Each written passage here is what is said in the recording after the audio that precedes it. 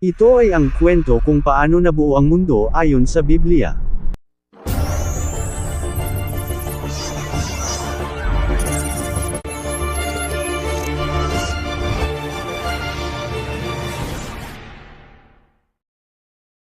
Nang pasimula ay nilikha ng Diyos ang langit at ang lupa. Ang mundo ay wala pang anyo at wala pang laman, ang tubig na bumabalot sa mundo ay balot ng kadiliman at ang Espiritu ng Diyos ay kumikilos sa ibabaw ng katubigan.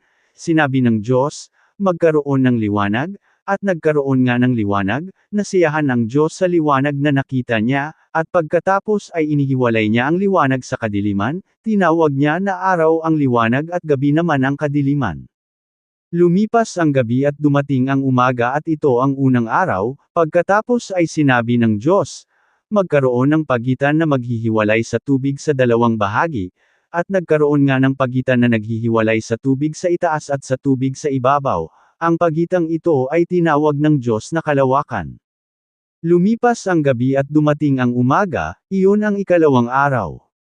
Pagkatapos sinabi ng Diyos, magsama sa isang lugar ang tubig sa mundo para lumitaw ang tuyong bahagi, at yun nga ang nangyari. Tinawag niyang lupa ang tuyong lugar, at dagat naman ang nasa tubig, nasiyahan ang Diyos sa kanyang nakita. Pagkatapos sinabi ng Diyos, magsitubo sa lupa ang lahat ng uri ng halaman, ang mga tanim na nagbubunga ng butil at ang mga punong kahoy na namumunga ayon sa kani-kanilang uri, at iyon nga ang nangyari. Tumubo sa lupa ang lahat ng uri ng halaman, ang mga tanim na nagbubunga ng butil, at ang mga punong kahoy na nagbubunga ayon sa kani-kanilang uri. Nasiyahan ang Diyos sa nakita niya, lumipas ang gabi at dumating ang umaga, at yun ang ikatlong araw, pagkatapos sinabi ng Diyos, magkaroon ng mga ilaw sa kalangitan para ihiwalay ang araw sa gabi at magsilbing palatandaan ng pagsisimula ng mga panahon, araw at taon at magniningning ang mga ito sa kalangitan para magbigay ng liwanag sa mundo. At yun nga ang nangyari, nilikha ng Diyos ang malaking ilaw. Ang pinakamalaki ay magliliwanag kung araw at ang mas malaki ay magliliwanag kung gabi. Nilikha rin niya ang mga bituin. Inilagay ng Diyos ang mga ito sa kalangitan para magbigay ng liwanag sa mundo kung araw at gabi.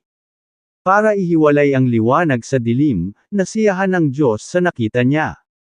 Lumipas ang gabi at dumating ang umaga at yun ang ikaapat na araw, pagkatapos ay sinabi ng Diyos, magkaroon ng iba't ibang hayop sa tubig at magsilipad ang iba't ibang hayop sa himpapawid.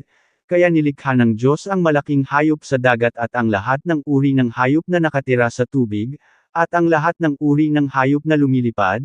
Nasiyahan ang Diyos sa nakita niya at binasbasan niya ang mga ito. Sinabi niya, magpakarami kayo.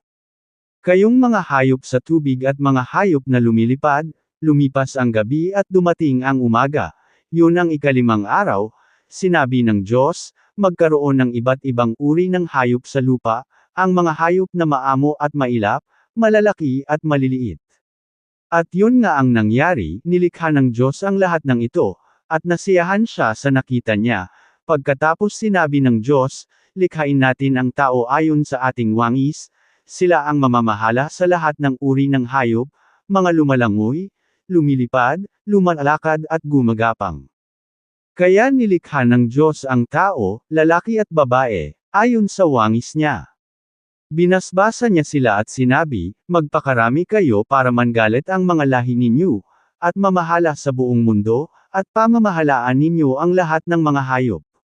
Pagkatapos sinabi ng Diyos, ibinibigay ko sa inyo ang mga tanim na namumunga ng butil, pati ang mga punong kahoy na namumunga para inyong kainin.